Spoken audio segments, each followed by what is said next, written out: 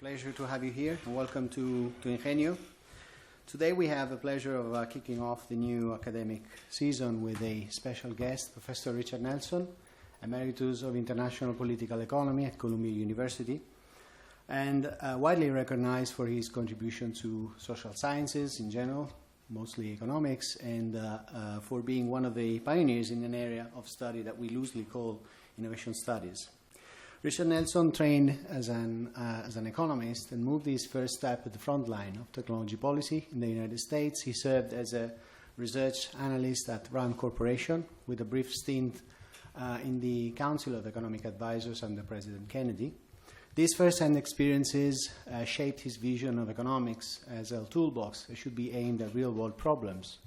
In the 1970s, as he continued to push and develop and expand his intellectual agenda, he forged a number of important collaborations with eminent scholars, among them Sidney Winter, who will become his partner in crime. During the 1970s, he will publish several seminal papers, and in 1982, the landmark book, An Evolutionary Theory of Economic Change, which is widely regarded as a classic and a starting point, more than anything else because it provided language, method, and identity to economists who dare to think differently.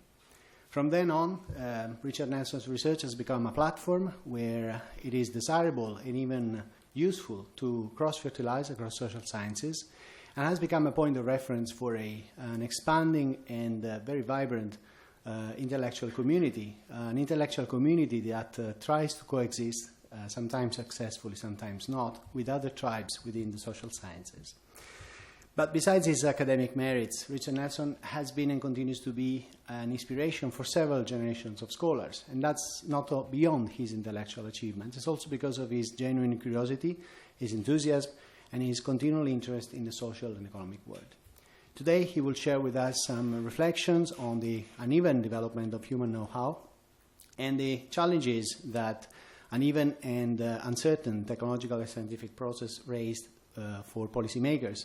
The majority of these reflections are contained in a small book published in 1977, The Moon and the Ghetto, hence the title of this seminar. And I've reread this in view of this event.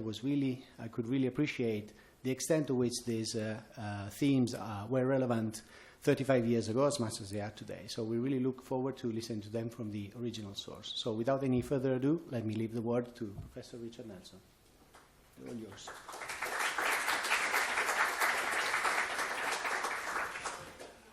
Well, thank you very much, Davide. Is this on? I guess so. For such a kind invitation.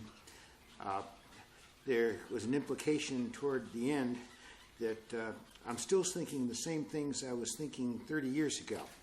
I haven't gotten out of the rut. But I think the issue I began to get interested in and to address way back then is an absolutely fascinating and important one. And I would like to see a lot more attention given to it. I take it a number of you have backgrounds in economics, some in engineering, come from a wide variety of different fields. But those of you who come from economics will recognize that nowadays there is a tendency of economists to think of economic growth, economic development, as a macroeconomic phenomenon measured and indicated by growth of real GNP or growth of real GNP per capita. And this whole orientation toward economic growth, economic progress, is blind to the fact that economic progress, particularly economic progress driven by the advance of technology, has been extraordinarily uneven across various fields of activity. And I think increasingly the areas where progress has been very limited, and continues to be so, are causing our societies increasing difficulties.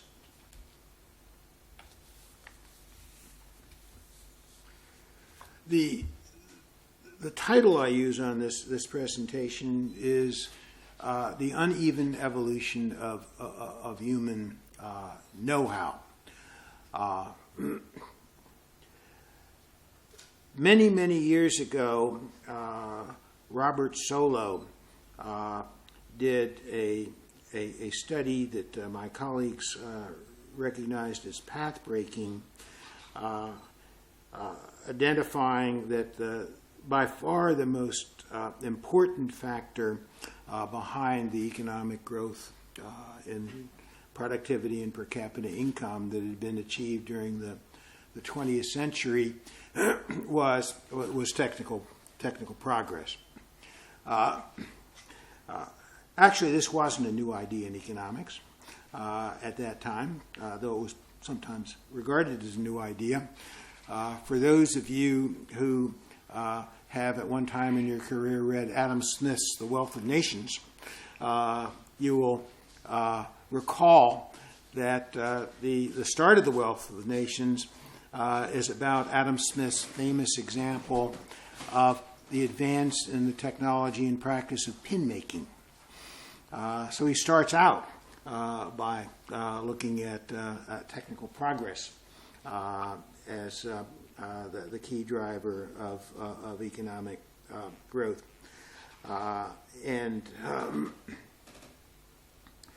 My argument here, or my exploration here, is why has been the growth of technological know-how more generally, been so uneven.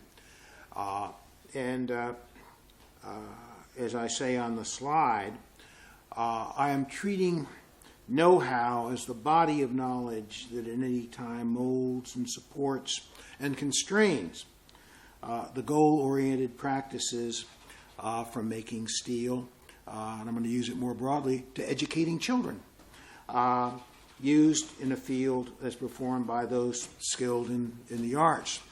The design of computers by trained electronic engineers, the teaching of children by trained teachers.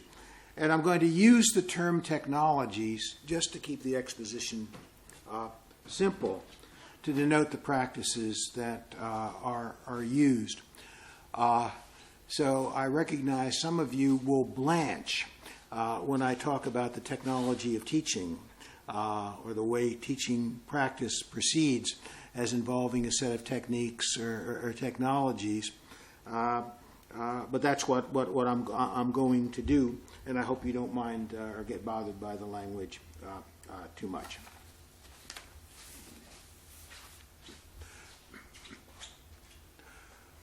What was striking me about the time I was writing that old book on the moon and the ghetto in the early 1970s was how uneven human progress was. The Moon and the Ghetto was oriented as a book around the observation or the question that was asked just very shortly after the enormous success of Project Apollo and sending a man to the moon and bringing them back, that if we can solve the problems of the moon, why can't we deal with problems of poverty? Why can't we deal with problems of educating a large population as contrasted with earlier styles of education in Europe and the United States, where we did a fine job of training the upper middle and upper classes, but didn't extend it widely. Why can't we do that? Why can't we keep the streets clean? What do we do about the costs of medicine? Just striking how our ability to deal with various types of human needs varied from need to need. And here I have sort of a list of contrasts. modern information technologies. On the other hand, if you look at the question of how houses are designed and built today, they don't look that different from the way they were built 50 years ago or 100 years ago. And much of the differences that you'll see about houses is not the houses per se, but the appliances that are in them. Air conditioning, television, refrigerators, and so on. Enormous differences between advances in medical care that have been achieved over the last century and a half.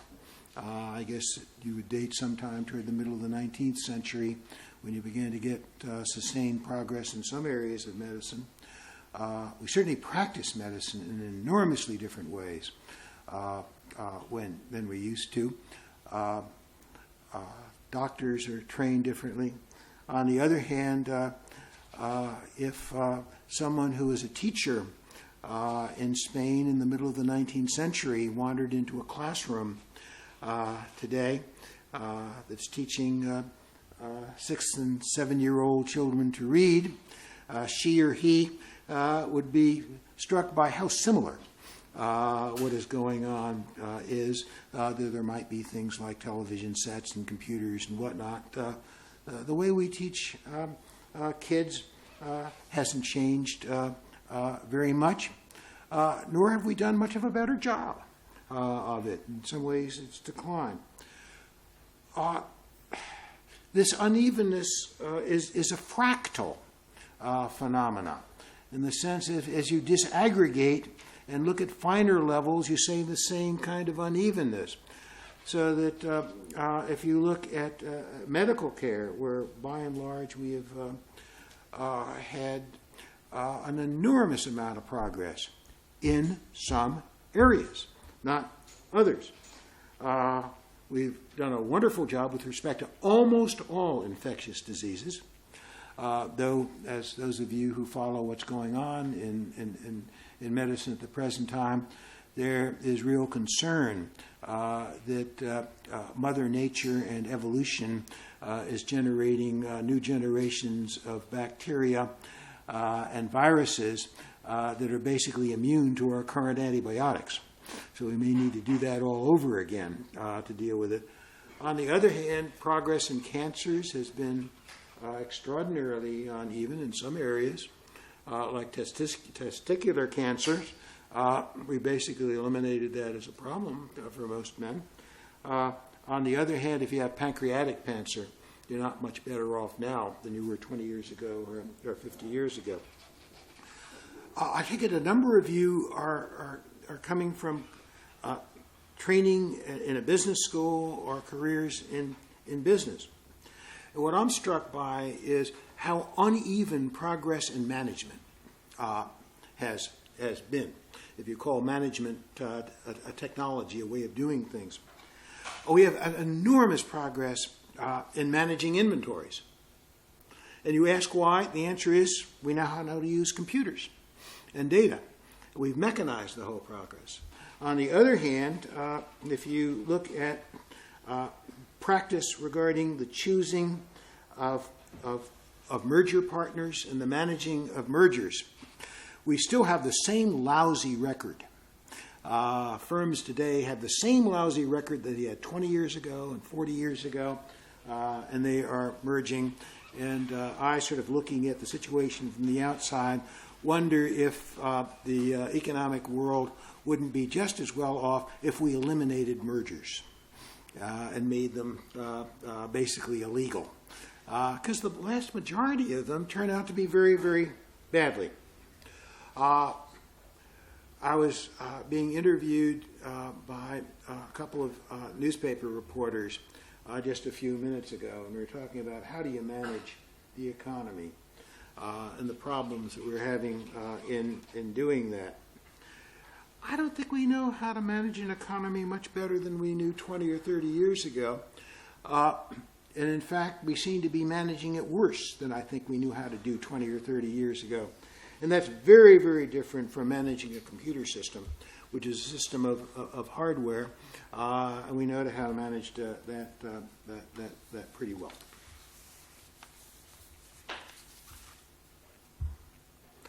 Why the differences? Well, a very simple answer that I think is basically wrong is that we have allocated enormous amounts of funds to advancing practice in certain areas and have allocated very little to advancing progress in finding out ways to do things better in others. I think that is an answer, a good part of the answer to the question of why nowadays we do much better in dealing with diseases that are prominent in temperate countries, particularly Europe and North America. But from another point of view, these are high-income countries. Then we're able to deal with diseases of tropical countries that are not prominent in Europe, or at least Northern Europe and the United States. Much less in the way of resources has been allocated. But on the other hand, you look at a number of other areas. We have invested an enormous amount of funds in trying to find a cure for pancreatic cancers or prostate cancers or AIDS. You've had partial success with respect to AIDS, but not all that much. The differences don't strike me. The differences don't strike me as residing in the fact of differences in efforts across fields. We have invested a lot less in research on education than we have on research on medical care and health. But a large part of that, I will argue, and as we go on, has to do with the fact that when we've invested significant amount of funds in research on education, we haven't learned very much from it. And the result has not been much of an increase in improvement in educational practice. I think there are significant differences across fields in the strength of the underlying scientific knowledge. And I'm going to make a lot of that.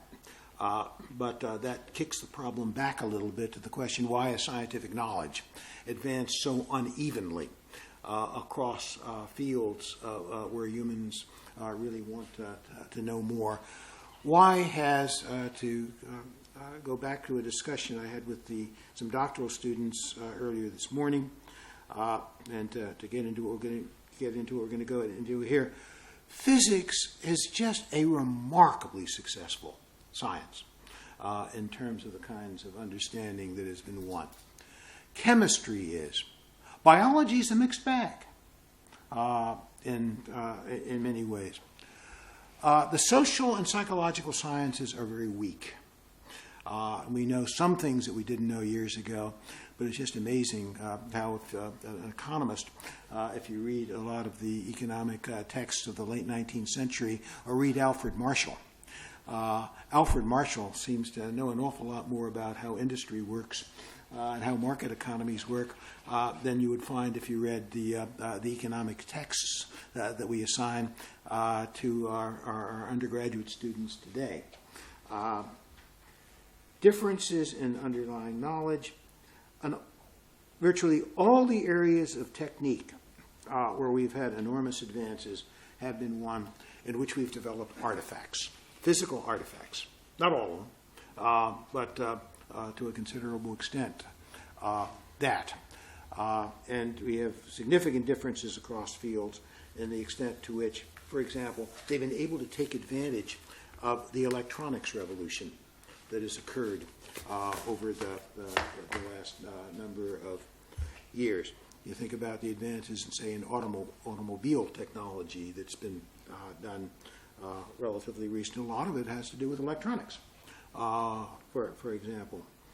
On the other hand, we have tried to use electronics in education with computer teaching programs, with television, and things of that sort. And they help a little bit.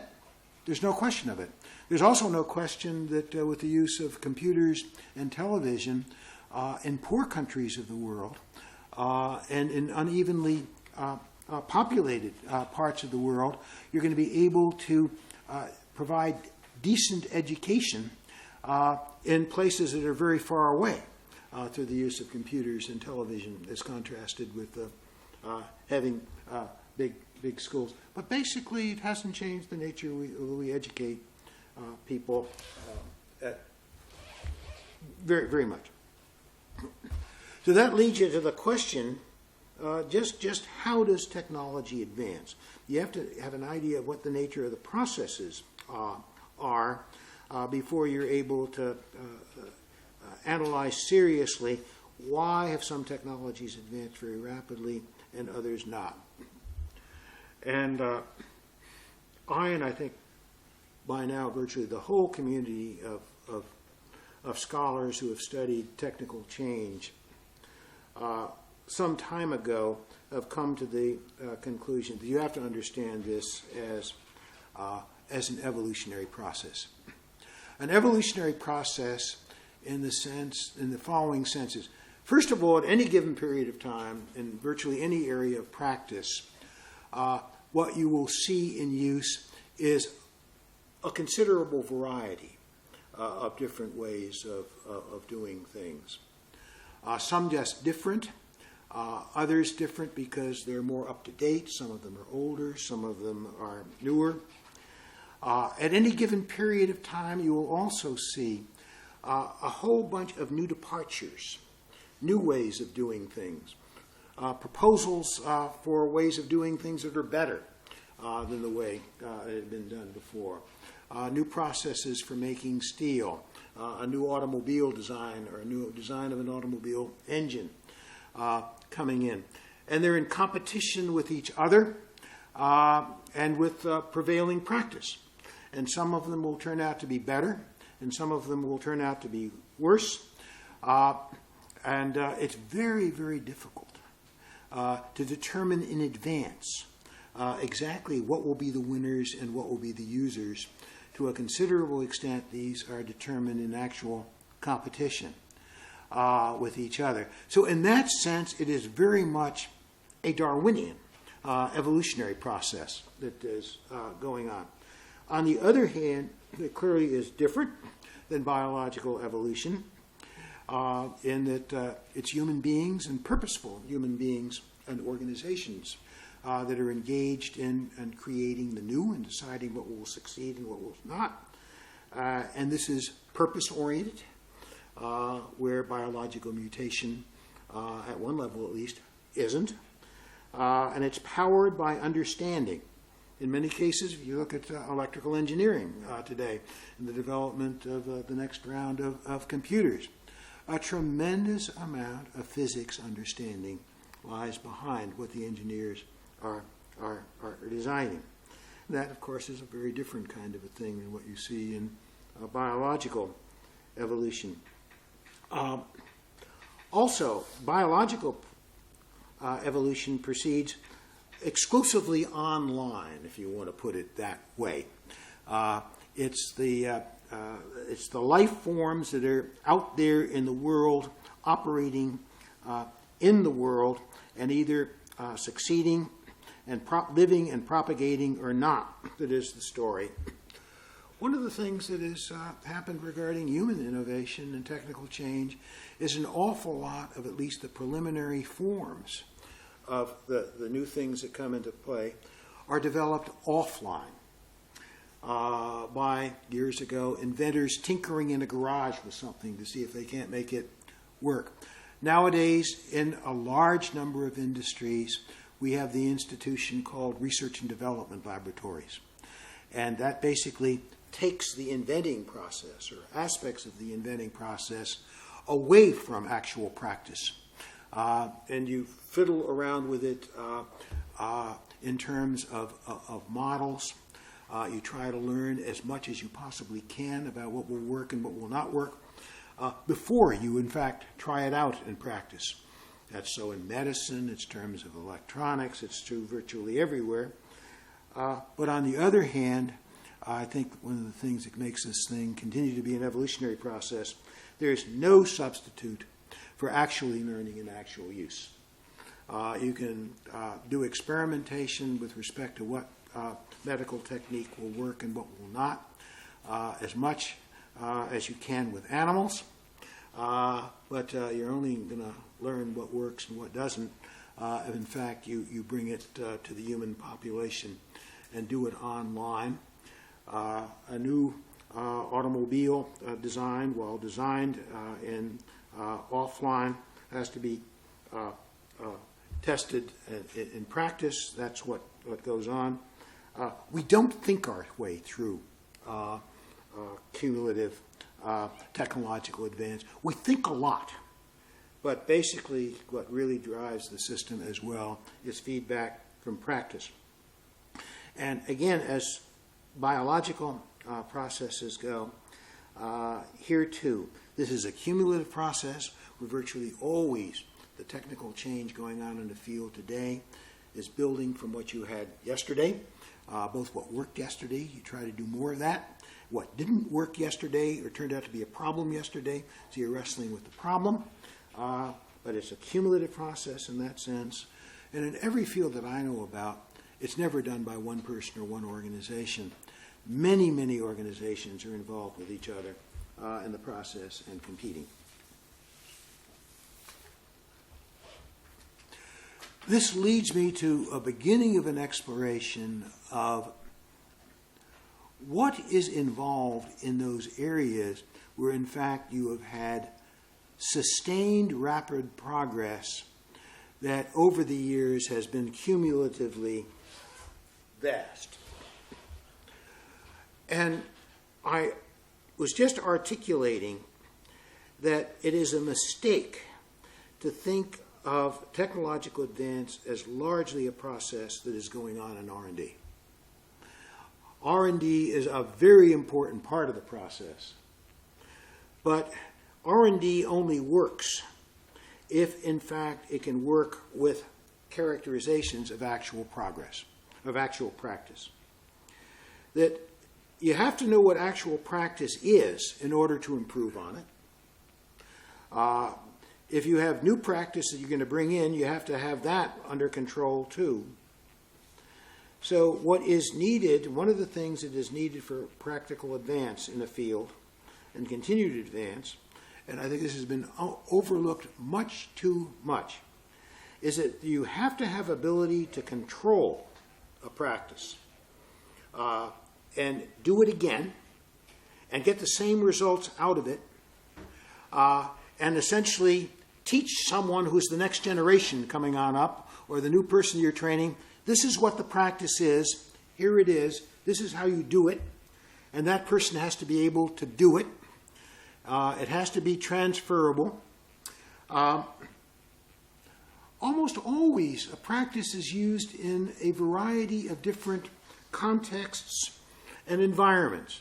They're not exactly the same, though I think one of the interesting characteristics and important characteristics of most technologies that have advanced a lot is that they have an awful lot of shielding from the environment in them.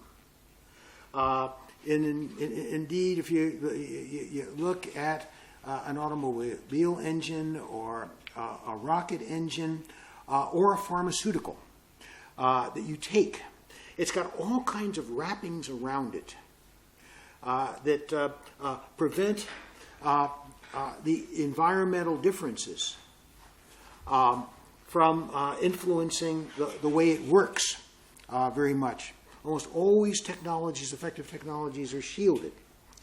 So in a sense, in order to have a technology that you can advance, you have to control it, be able to replicate it, you have to have it able to work in a number of different contexts. If it doesn't work in a lot of different contexts, you're going to have a different technology for working in all the different contexts. And that's not something, an arena that yields much in the way of a continuing advance. And as Dan Sarowitz and I have argued that in some sense or other there has to be you can differ a lot regarding the details, but there must be a strong and understandable core to the technology so that if you keep the core present, there's a basic, internal combustion engines differ a lot in terms of the details. But on the other hand, there is an engineering core to an internal combustion engine that anybody trying to design one abides by and understands and works with. And if you deviate much from that, the engine doesn't work, and you know what it is. Second is criteria for good and better performance must be clear and stable and relatively easy to access. A characterization of many of the fields where you've seen very significant advances is that you've been able to determine relatively quickly, often by looking at proxy variables, that this technology, in fact, is going to work and it's going to work better. There are a number of other things, technologies, where it takes a long, long time for you to figure out whether something is working well or not. So therefore, you don't have an indication as to what you want to continue and what you want to weed out. All of these things are necessary if you're going to be learning from experience. In order for you to learn from experience, more generally, you have to know what it was that was operating that generated the experience that worked or didn't work. So in order to learn from experience, you must have those characteristics that I have under the first bullet. Otherwise, you don't learn from experience. And of course, what is going on in most arenas is you have deliberate experimentation. And of course, you can't learn from a deliberate experimentation unless you have those attributes too. You get something that comes out of the experiment, and you say that works, and you're then able to replicate it and use it in actual practice. I proposed earlier, and I think this has been the faith of the natural science community for a very long time, that you get rapid advance where you have a strong underlying science. And I think that's right. A body of understanding. What does that body of understanding do for you to enable rapid technical advance if the conditions that I was putting on the last slide are the right ones? First of all, it is scientific understanding that helps you identify the core of what the technology is. I don't know how many of you come from a background in chemistry, but it is striking how much of research in chemistry was and still is to take natural substances that seem to be effective, say on a disease or a substance that generates an effective dye, or can be used in a chemical process, and essentially decompose what is in the natural substance to identify those components of it that really make the go, that make the thing work. And once you have that, you're able to design and develop a pharmaceutical that does the same thing much more reliably and much more simply than the natural substance that you started out using as the model. And as an engineer, the amount of flexibility that you have in design is going to be dependent on your understanding and knowledge about what are the characteristics that you need in this design in order to make the thing really work. To make sure I have that built in, and then I can do a lot of other things. Indicators, strong science clearly provides, when it's successful, indicators of good and bad performance. If you think about metallurgy, an awful lot of the ability to judge whether a new metal or a new material is going to be durable in practice or not is done in the laboratory, where you have a whole set of tests that you can go through relatively quickly and relatively inexpensively that will give you reliable knowledge about how that substance will work, that material will work if used in an actual artifact over a long period of time. But of course, every year you will hear about disasters that come about because a material that seemed to work pretty well in the lab and passed all those tests, it turned out that if you really used it in an aircraft in 5 years, with high probability it failed. Well, what is actually remarkable is how much you are able to learn in the technologies that advance rapidly. And in particular, you can develop new things in it from lab testing that enables you to predict that this will, in fact, work well in practice. It's your understanding that enables you to interpret experience as to what it was. You have something that worked well. Why did it work well? You're able to interpret that and do some experimentation to see if you got it right, and therefore bring it into practice. And of course, the whole set of issues regarding ability to learn from models that are much less elaborate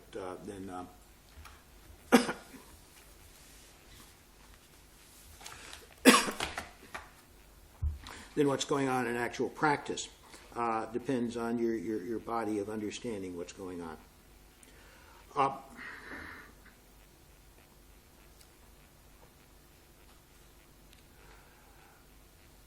I think increasingly people who are studying technical change are coming to understand what engineers have understood for a long period of time. And that is that the notion that it advances in the basic sciences, like fundamental advances in physics and chemistry, or molecular biology, that are the main things that are main sciences that are sort of used to advance a technology, an industrial R&D, to evaluate performance of new things, is just wrong. What you have is the engineering disciplines. You have a whole bunch of disciplines in agriculture, agronomy. Think about the wide range of disciplines that you have associated with medical practice, pathology, oncology. These are all sciences that essentially are focused on practice, context, and problems. They will often draw on the more basic sciences, in that today, to be a first-rate electronic engineer, you better know quite a bit of quantum mechanics. But electronic engineer is a heck of a lot more than just applied quantum mechanics. It's a body of knowledge in their own right, and the notion that they are, quote, merely transitional fields, which is language translational sciences, which I think is right now becoming quite common in talking about the biological sciences and medicine, is, I think, just a wrong way of looking at it. And they're sciences that are focused on practice and the context of practice. And their advance partially depends on what's happening to the underlying basic sciences, but they depend very, very much on the ability to learn from experimenting with and knowledge about the technologies to which they are addressed. That aeronautical engineering draws on physics and on mathematics and computation, but you also got to fly airplanes and test out airplanes and learn from airplanes. Medical practice and the treatment of cancers draws from recent advances in genetics, but on the other hand, you don't really learn what works and how it works in terms of treating cancers, except if you're able to deal with cancer as a phenomena to be studied in its own right. Which will bring me back to the area of education. How do I get there right? You have a number of effective technologies where the scientific base underlying them is relatively shallow. You have a scientific base, but it doesn't go back to the basic sciences at all. And I think one of the most wonderful examples of that is the recognition that you have with Pasteur and Koch that a lot of human diseases are caused by microorganisms. And that, of course, sets you off in the way, once you know that, it turns out that you had had earlier experience that no one really understood of dealing with vaccines that killed particular microorganisms or protected the body from catching diseases caused by those particular microorganisms. But if you ask the question in the days of Pasteur and Koch, did anybody know why it was that microorganisms caused diseases, caused tuberculosis and things of that sort? The answer was no, didn't. And if you asked that why vaccines worked, nobody had a prayer. That had been discovered empirically, and then continuing experiment and whatnot. And the science of immunology and understanding of immunology comes long after human beings had discovered that you can deal with certain disease and block certain diseases by vaccines. Much of the advances in public health that occurred during the 19th century were strictly empirical. You essentially discovered that and identified that water supplies that were contaminated by sewage were almost sure to cause heavy diseases on the part of people who drank water or used water from those sources. So you essentially learn to develop a relatively pure water supply. But this occurs before Pasteur. So you don't have the idea of microorganisms in it. But in all these, you had what I was observing earlier was a strong core. You had a body of knowledge as to what was going on, even though you didn't understand that at any depth, that enabled you to practice and do things. Where you have very weak technological advance is in areas where you have a weak core. And I maintain that education, I can give a number of other examples, are essentially like that. We do not understand how children learn in sufficient detail to design the way we teach them so that works and we can improve it and improve it and improve it. Our understanding of how children learn, while much more elaborate in psychology textbooks,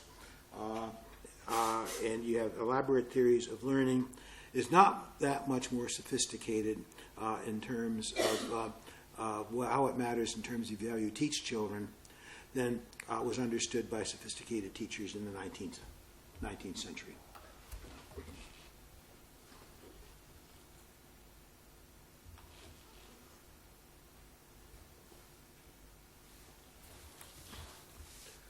Education is what I have called a social technology.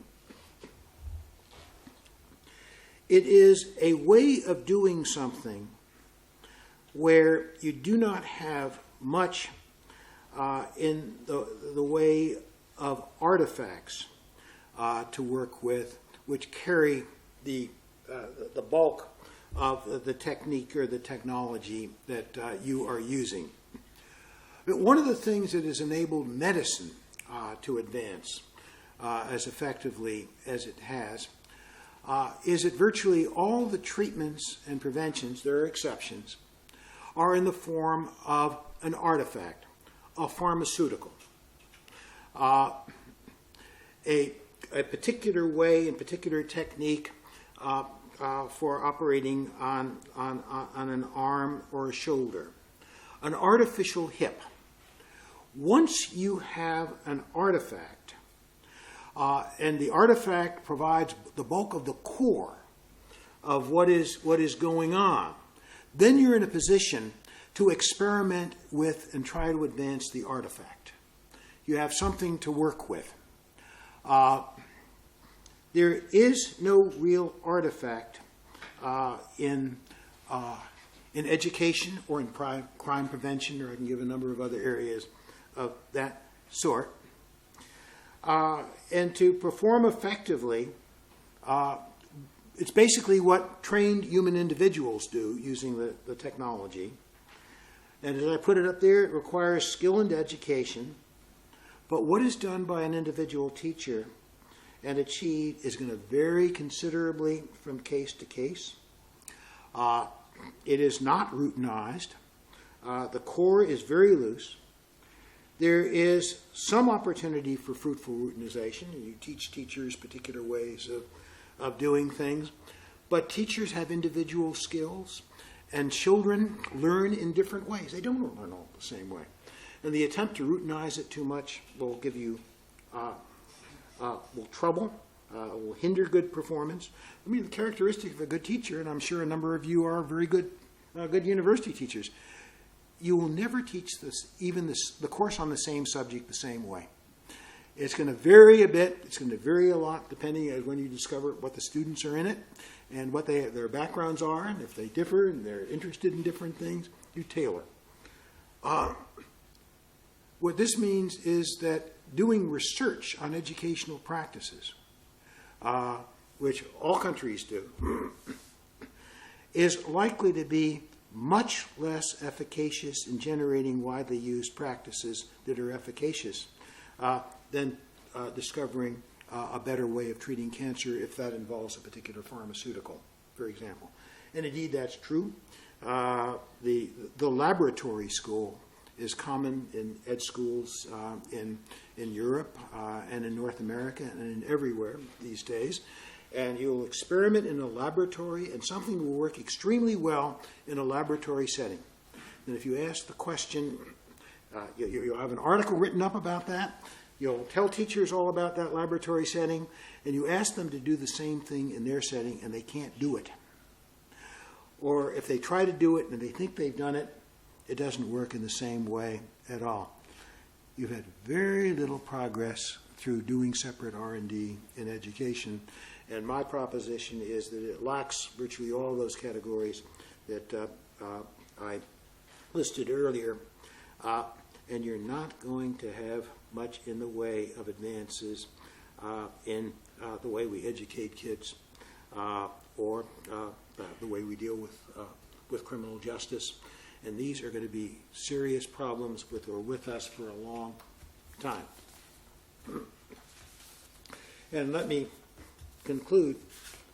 We're going to have to live with the uneven quality of the technology and modes of doing things that we have.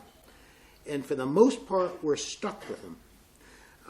And the notion that you can improve them dramatically by doing more in the way of research, I think is a will of the wisp. I'm not against spending a certain amount on educational research and trying to link it with recent developments in cognitive science, but I sure wouldn't bet an enormous amount on that. It's going to leave us to issues like, I believe that we're going to be able to make over the next 20 or 30 years significant progress in dealing with a number of human ailments that currently we don't know how to deal with. 20 years from now, I would not be at all surprised, but I won't be here, that pancreatic cancers are eminently dealable with. In a sense, you have the characteristics of practice in medicine that you can develop with technologies and artifacts that will deal with it. On the other hand, increasingly our societies are dealing with cost containment issues in the field of medicine. And we're all going to do all kinds of experiments and point to this practice and that practice as immensely more efficient than others. And we're going to make very, very little progress that way. So all of you are younger than I am. And for the next 20 or 30 years, particularly as we get more and more new techniques for dealing with more and more ailments, the pressure on medical care costs is going to go up and up and up. And you're going to have to deal with it in one way or another. And people are going to keep on coming with magic solutions to it. Like it would all work if we used more of the market. It would all work if we did this or we did that. And all of that's going to be basic nonsense. Education. Surely we can do a lot better in areas of practice where we don't have, at the present time, well-trained and educated teachers or dedicated teachers. But I think the only way we're going to improve our education system is to pay teachers well and to try to attract people to teaching that are dedicated and really want to do that. And the notion that you can improve education by essentially routinizing the process or save costs on education by reducing payments to education is going to make our education systems worse and worse, not better and better. We're going to have to learn to live with the fact that in your generation as mine, that good teaching is going to depend on dedicated and trained teachers and dedicated students who are willing to learn, and that's expensive. And it's going to grow increasingly expensive, and there's not that much that you're going to be able to deal with them. We're going to be able to develop better energy technologies, but our ability to influence the behavior of people in that area is going to be limited, and we're not going to learn it. And this is 45 minutes, and time's up. Thank you very much.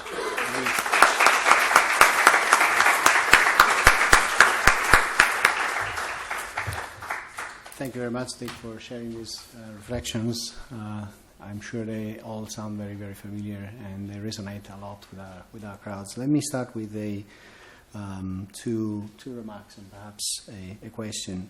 As you were talking about making parallels about medical care and education, and making this, thinking of them as technologies, can we think of economics as technologies? And if we think of it as technology, is it broken? Is it not? Sure, I'm throwing salt on an open wound, but I would like to know whether there is hope. You see hope, at least, for the way in which economics is not just generated in terms of research, but also taught. Whether we have learned anything from what you say, the ability to experiment, if at all we have learned anything in that sense. And the second question is a bit more specific. I was attracted by the idea that today we're dealing with problems that perhaps were there 35 years ago when you first went through the first go at the Moon and the Ghetto problem. Today there seems to be a lot more of awareness of environmental problems, and I see a trend, an emerging trend, which is let's take off the shelf what we learned with successful technologies, for example ICT, and let's use it as it is. That would work. I'm doubtful, but I would like you to elaborate on that, whether you see the danger of transferability, maybe too easy transferability from one problem to the other.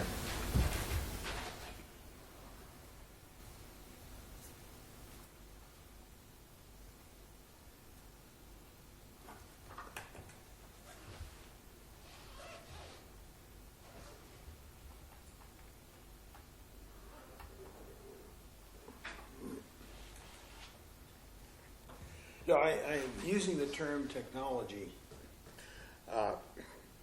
relatively broadly to include what trained teachers do in a classroom. And I would also include what trained police officers do when they have been alerted that a crime is going on in a particular place. What they have there is a body of knowledge and technique and practice that they are trained to do under certain circumstances. Teachers are trained to teach in certain ways. They're told various things about the children, about the nature of children, the nature of learning, and while they're innately going to differ somewhat in terms of what they do, there is a body of educational technique that I call educational technology. I don't think that really exists regarding economic policy. You may you may have it in parts of economic policy. I think that economists in the financial sector, and particularly working in, say, central banks, have a body of practice that they conduct more or less automatically, though they have rationales for doing it. Like virtually every trained central banker will, if he or she sees data that says inflation is speeding up, and if the newspapers essentially and journalists say we have an inflation problem, will quickly say what we need to do is to tighten the money supply. That is pretty close to a technology in some sense or other. This is things that people skilled in the arts or trained in a particular way do. But I think that by and large, with respect to most economic policy issues, you don't have automatic responses like that. You have certain almost ideological responses on the part of some economic policymakers regarding certain types of things. I think you have this situation in the U.S. and to a lesser extent the U.K., where when you seem to be having problems in an economic sector, you have a guts policy response: let the market work better, whatever that means. But for the most part, I don't think you don't have fully trained responses in economics. I think that is for a number of reasons. One of them is a recognition on the part of most sophisticated policymakers that virtually every situation is to some extent unique. And therefore, it is dangerous to establish a set of procedures that you use in this circumstance that you invoke automatically. You have to sort of look at it. Or you may say that a doctor who is dealing with a heart failure patient similarly recognizes that all patients are somewhat different. That's true, but there are certain real classes of procedures that the cardiologist will invoke. The cardiologist has available to him or her a certain group of pharmaceuticals and drugs that they know have been effective on most patients of this, and will more or less automatically assign them. They will automatically think about whether this is a problem that you might be able to deal with by a heart bypass surgery or something of that sort. So the alternatives are out there relatively clear. There is sort of a technology of the practice of medicine. It's a looser technology than some. I don't think there really is such a technology in economics. But regarding the thrust of your question, I take it a number of you were with the graduate student session this morning. I think that it's not just that the contemporary generation of professionally trained economists fail to understand. It's that they have lost the recognition of an argument that used to be there a lot, and now it's not really articulated in economic literature, that economies are much more complicated systems than computer systems, to go back to that analogy. And furthermore, each one of them is to some extent unique, and each circumstance is to some extent unique. And therefore, the notion that we can get general laws of economics that are precise and hold across virtually all economies and all eras, from my point of view, that this is absurd. I mean, the extreme version of my belief, and I don't hold it that way, was articulated in the great debate, particularly in Germany and Austria, in economics at the late part of the 19th and early 20th century, where the historical school was arguing that each economy is unique and special, and there are very few or any in the way of general regularities across them. And the rising neoclassical camp, this was mainly an Austrian camp at that time, was arguing that the whole purpose of economics as a science is to find general laws. And my position on that, looking back on it, is a plague on both of your houses. That both of you have gotten things partially right and partially wrong. That indeed, that economics can do better, significantly better, than simply doing historical or context-specific description of what is going on. There are broad causal mechanisms. And indeed, that is what we need to be searching for and identifying and testing and evaluating. However, the rising Austrian neoclassical camp misunderstood and did not understand how complicated economies were and how changing they were relative to the Newtonian system of planetary motion. And that economists were never going to discover laws of motion that look like Newton. And we're going to be able to do some qualitative laws, some laws and regularities that we can assign rough quantitative boundaries to. Like, I think we know that the demand for most food products is relatively inelastic. And I would not put much credence in an econometric study that says that the demand for eating corn or for peaches is 0.3. I'm not sure. I believe that would be so tomorrow. But on the other hand, I would believe it's probably somewhere between 1.5 and 4.5 that you'll catch most of it somewhere in there. And that tells you basically all you need to know to make policy with respect to peaches on that.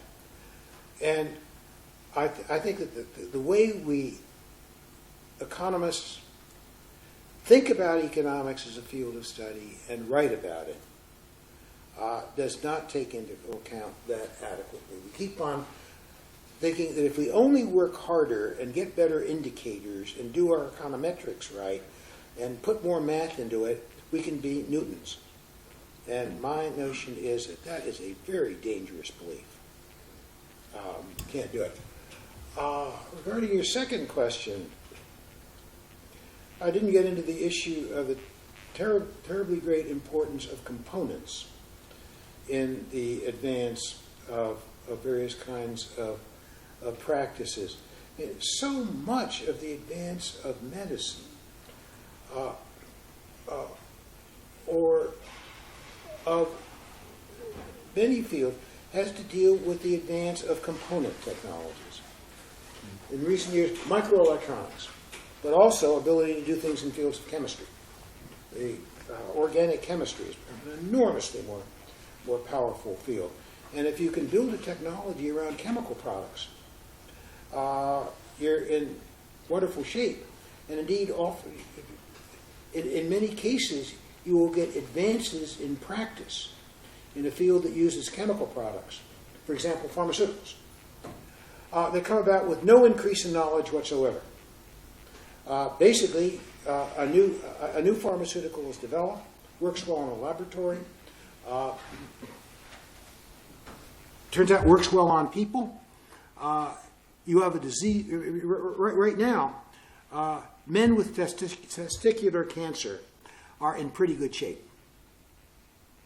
We have a pharmaceutical regime that works on them. Do we know exactly how it works? Not really. But we know something works. Regarding computers and energy technologies, my conjecture is that the future of more benign energy technologies, our ability to develop them, is going to depend an awful lot, in many cases, on the ability to use electronics in the technologies that we are developing. I think your question may have been somewhat different. Can we develop the energy technologies the way we've developed electronic technologies? My answer is yes, but that is because the notion that we have developed electronic technologies by thinking through the future and designing it is wrong. That this has been very much an evolutionary process. It has proceeded step by step with some sort of a vague vision down the road as to where you might be going, but that has sometimes changed over time. But it's been very empirical, where the empirical experimentation and has been enormously illuminated and guided by scientific understanding, but it's been an empirical evolutionary process. Thank you. Thank you very much. We now take questions from the. We now take questions from the floor.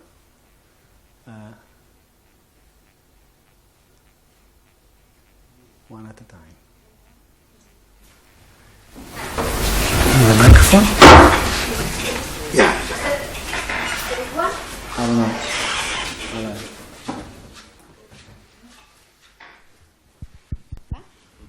Hi. You have underlined the importance of education for the advance of the society.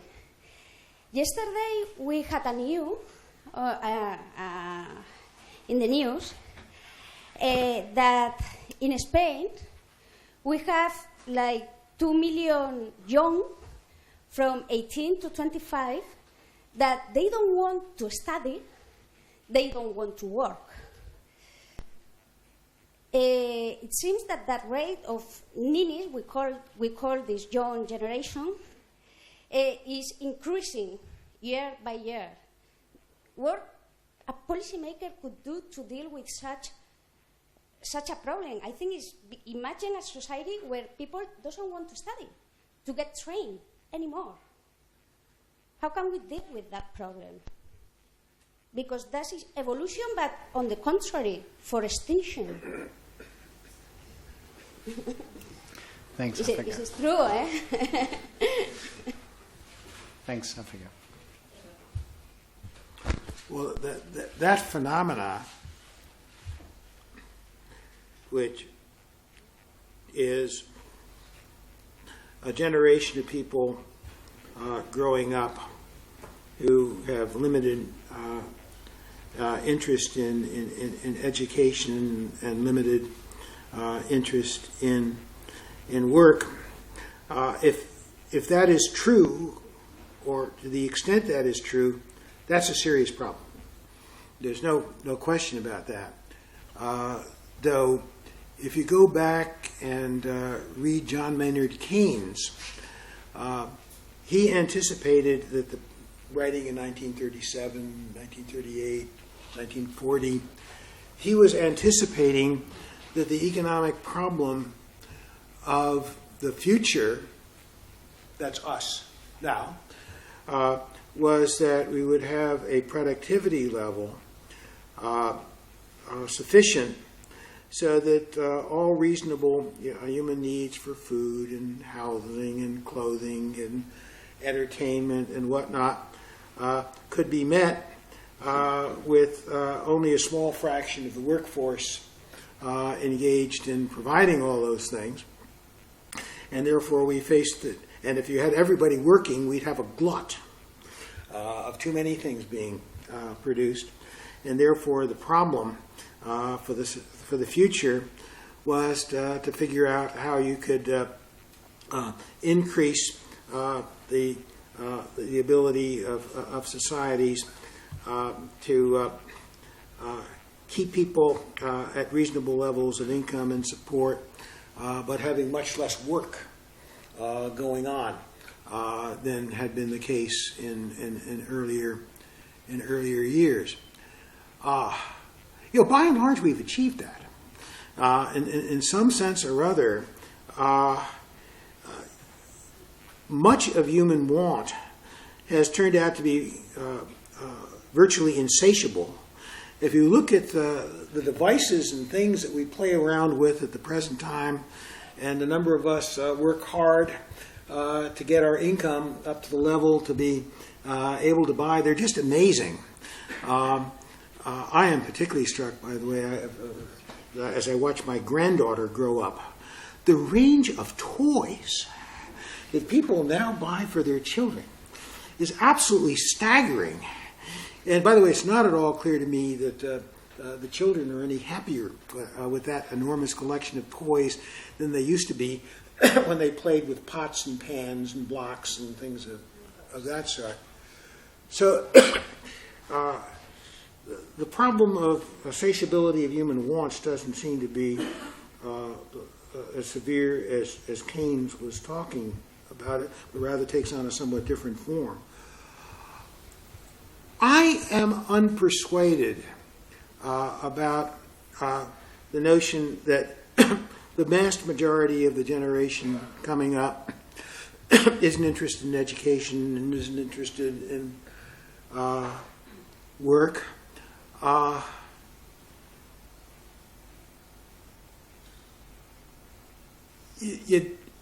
You don't see much of that in the United States.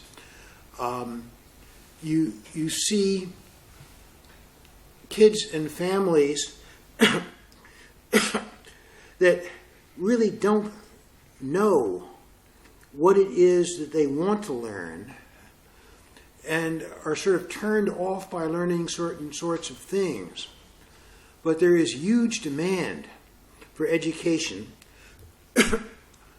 There is a problem that education is not meeting various demands for providing material and experiences that many of the kids are finding interesting and useful, but that's a different kind of problem. I think more in Europe than in the United States, you have a certain fraction of the young population growing up that, particularly if you have continuing high levels of unemployment compensation, would just as soon sit out and not work. But it's not clear to me what a large fraction of the population that is. I believe that the U.S. and particularly much of Europe has to do something to fine-tune its regime, the regime that's developed over the last 40 or 50 years of enabling people to live decently well, even though they're not working, to cut out or cut back on the inducements not to work, and to keep the inducements in there to have a job. But I haven't seen any evidence that the problem there is catastrophic. Maybe I haven't told you the whole information. The unemployment rate of that population here is the 40%. Some of them because they don't want to work. Some of them too, they want to work, they don't find a job. Right. I think we face a very difficult situation here in Spain, and to get rid of the economic crisis, also because we have these structural problems. So I don't know till what extent your theory about economic growth could work here. Maybe we are an exception for the evolutionary economy.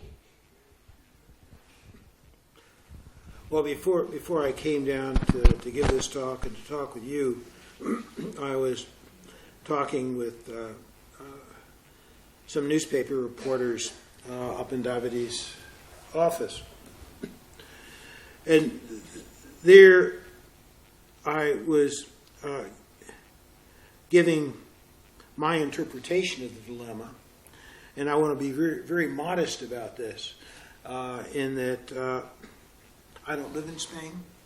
I read a lot about Spain, but I have, the knowledge I have is just much less rich and detailed than the knowledge you have.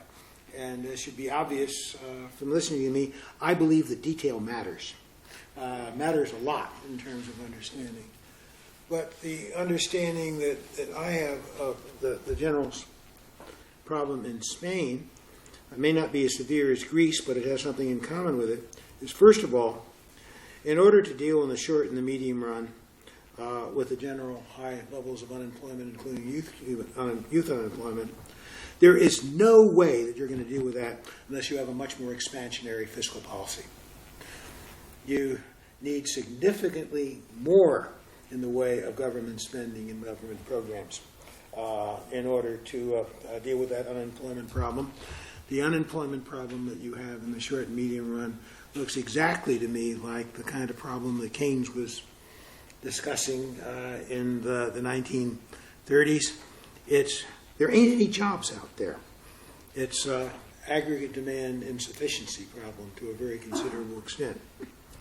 There's a longer run problem that is significantly harder, in that particularly if you increase aggregate demand and generate jobs and generate incomes, you're going to have a significantly increased demand for imports.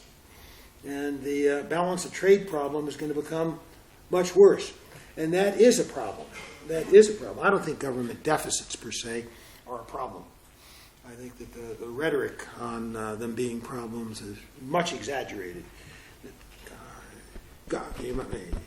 As I see it, governments can run deficits forever, and large deficits forever, without that causing problems per se.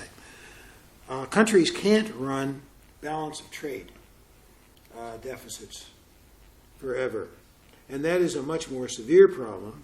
And that does lead you to the discussion of whether you want it really is appropriate for the Eurozone to hang together, or you want to have individual countries able to evaluate their own currency or not. And there are enormous negative things you can say about that, but there are also some positive things you can say about that. And then there are questions then of internally what Spain can do to increase productivity and produce goods that the rest of the world finds more attractive. And I'm not an expert on Spain, but I'm sure there's some things. And one of the things I was talking to the reporters about in the last part of the conversation was that over the long run, I think that the bulk of the problem here is going to be dealt with by rising real income levels in China. And that is what, if you go back 30 years, everybody was talking about the Japanese menace, taking away manufacturing jobs from Europe and the United States. And the problem was that they had taken our sophisticated technology and managerial practices, and they were working with this very, very cheap labor force. The labor force isn't cheap anymore. It's European, American standards. Then 10 years later, they're saying the same things about Korea and Taiwan. Same thing happened. You see the same thing beginning to happen in China.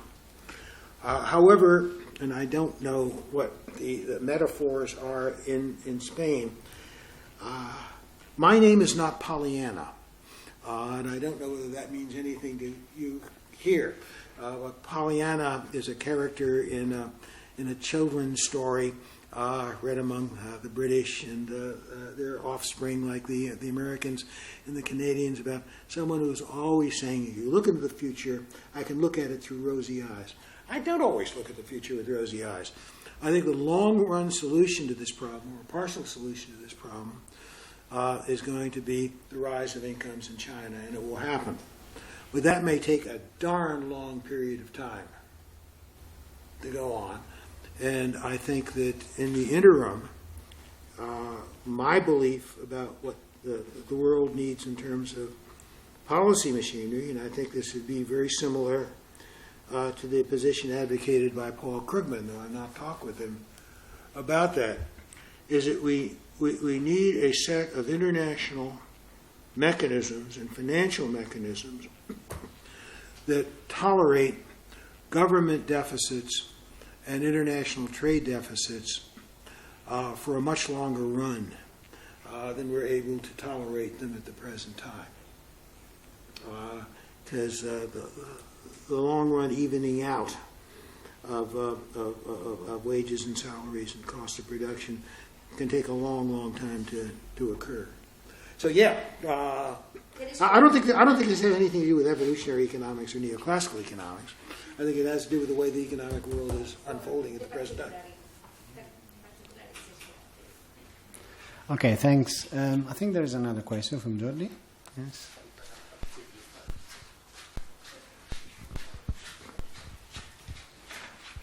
Okay, thanks. It's also, I think, a bit of a longish question, so that's why I was asking for time.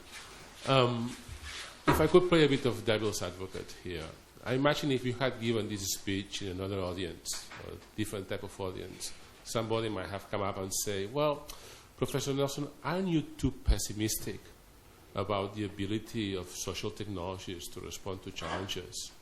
And they may say something like, for instance, when you refer to the ability to engage and learn from control experiments as something you need to have, they could say, well, in social sciences, we're starting to develop this capacity.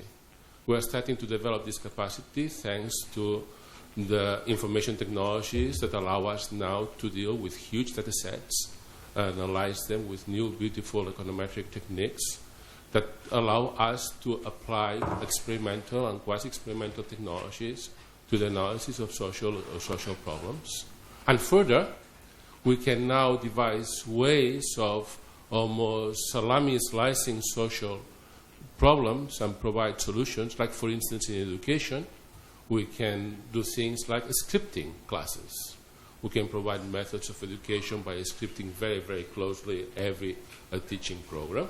In a way, we are almost technifying, doing a mass production development in educational field that then we can test and follow with data analysis of what comes up.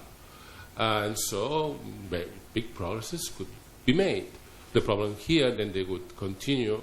The problem here is not the lack of social technology or capacity in social technology. The problem here is all these soft educational guys that have the entrenched positions as educational so-called specialists, and that they are opposing it because they fear the de-skilling of their profession.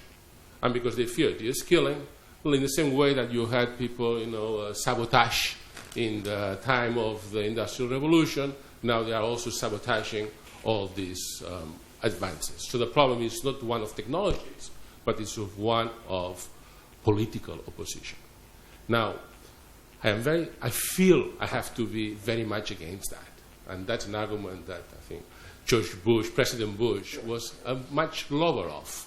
So if President Bush loved it, I sure must hate it. So I would ask you whether you could give me reasons to hate it and make the argument against this.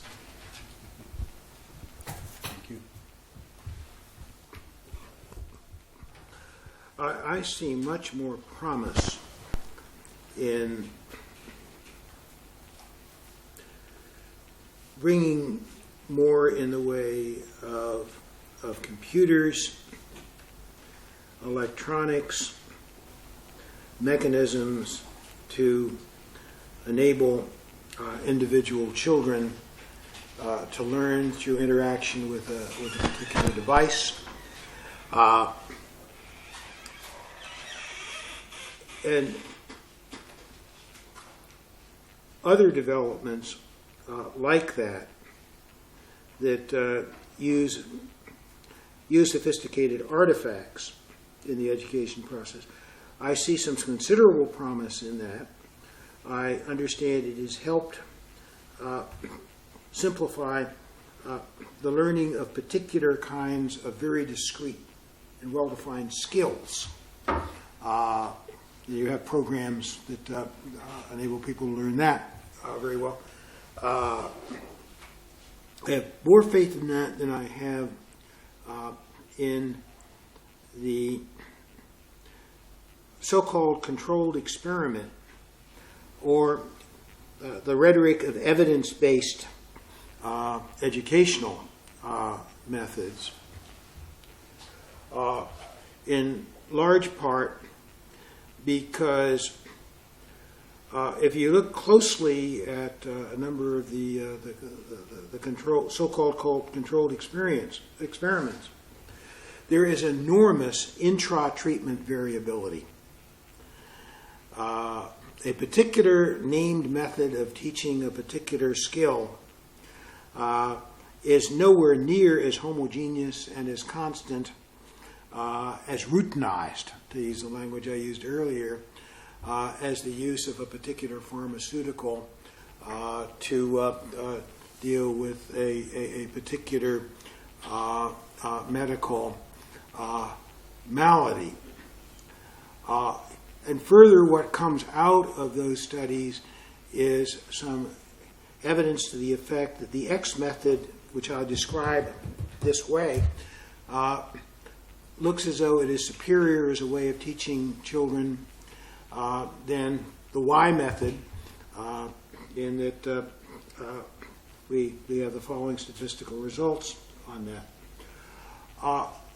But the way a new school uses the X method will be very different somewhat than the way any other school has used it, and their student population in many ways may be very different.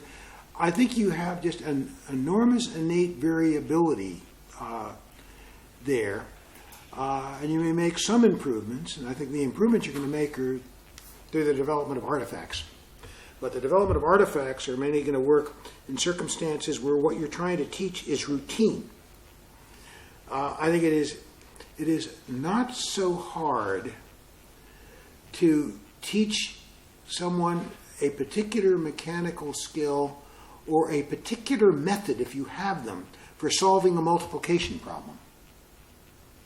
Or actually to learn the basic methods of calculus. You probably can computerize that and give feedback to the students, and they can learn the methods. On the other hand, where you're not going to be able to routinize things at all,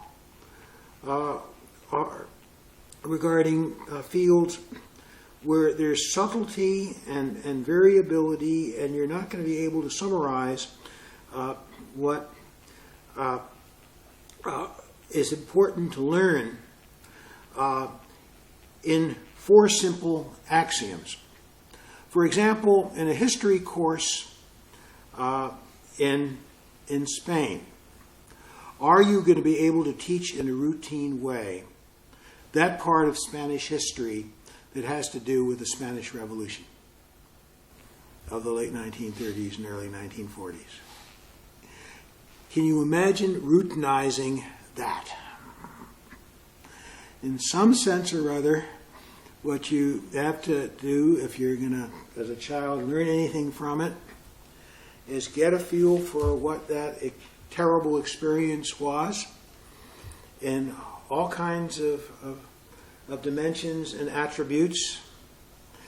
You can make a decision in the educational system as a whole that in terms of the generation coming up, they should know the following 4 things about the Spanish Revolution, and here are the following 3 lessons that they should draw from that.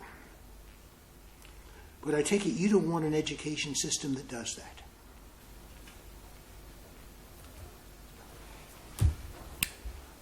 I think we have one last question, and then, yes, David.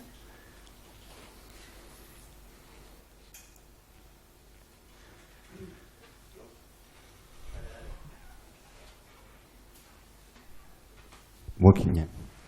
Well, thinking about this difference between technologies based in artifacts and social technologies, and thinking about maybe your argument is based on the nature of knowledge in these two technologies. I wonder if we can think about if there are different institutional environments which can foster differently this kind of two technologies. I'm thinking about the story about the Industrial Revolution being fostered by the institutional environment which England arrived in 18th century of securing property rights and eliminating some trade monopolies and all that story. I mean, there is no causality, but apparently there is an agreement that is something that is important. So I'm thinking about if these social technologies need a completely different kind of institutional environment, different from these artifact-based technologies, and maybe paying teachers, which I completely agree more,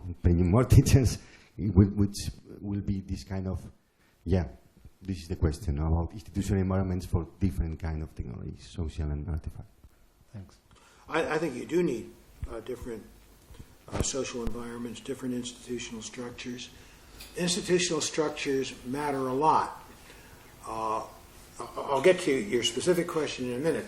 For example, at the present time, not just with respect to the development of medical technologies, but more generally, I'll focus on medical technologies though, there is a huge ongoing debate as to whether the process of advancing practice in medicine should be largely done in an open cooperative environment, in which case institutions like universities and public labs would play a very important role in it, and intellectual property rights would play a very small role in it, and that might lead you to a system in which you have pharmaceutical development taken up as a task to a much greater extent by public laboratories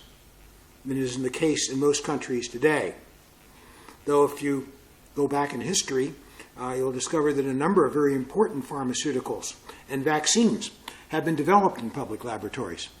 The polio vaccines, Salk and vaccine, and Sabine, both were developed in public institutions, not private institutions. And now we've backed away from that. You have only a limited amount of public sector work on new pharmaceuticals. And the whole way that pharmaceuticals would be developed would be different that way.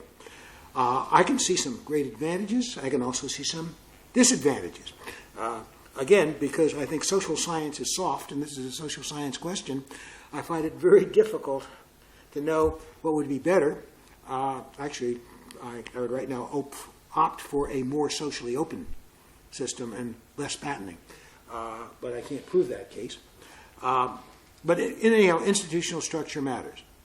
Yes, I think the institutional environment for the evolution of the social sciences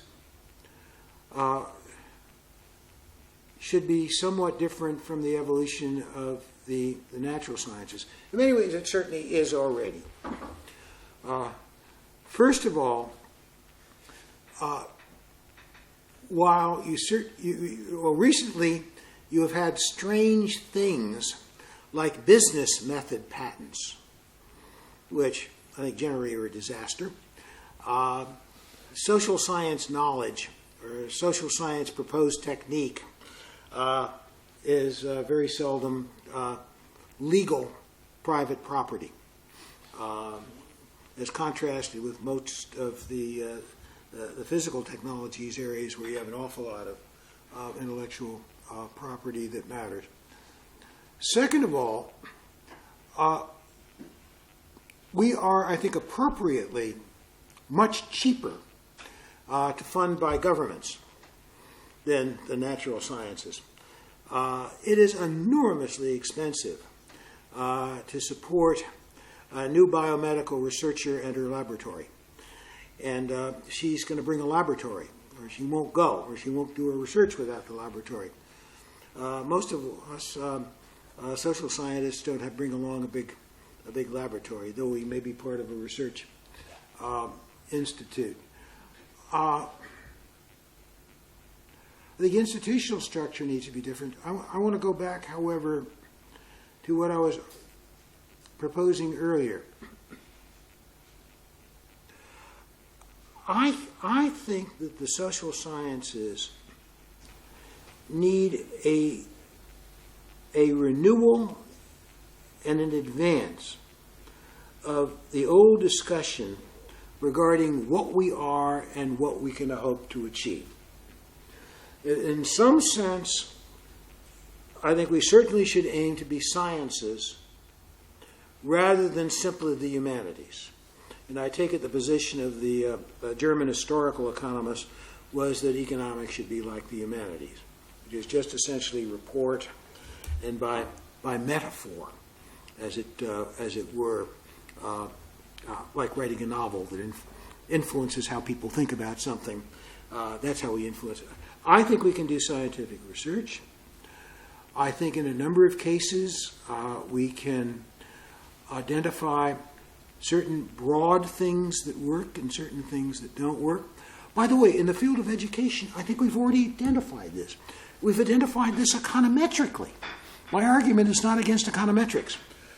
Among the earliest of the econometric studies of what made for good student learning, the answer was teachers mattered.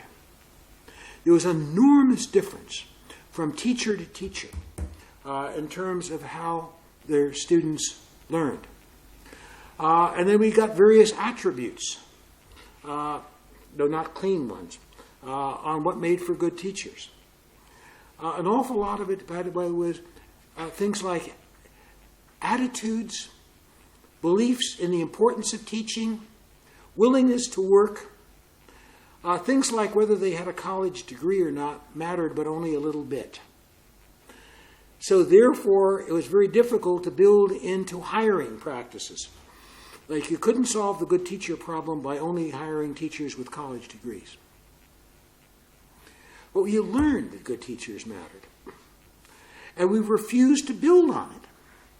And if we recognized that good teachers mattered, and what really mattered was their dedication and their willingness to work, you'd have a hiring system where you try to probe on that initially.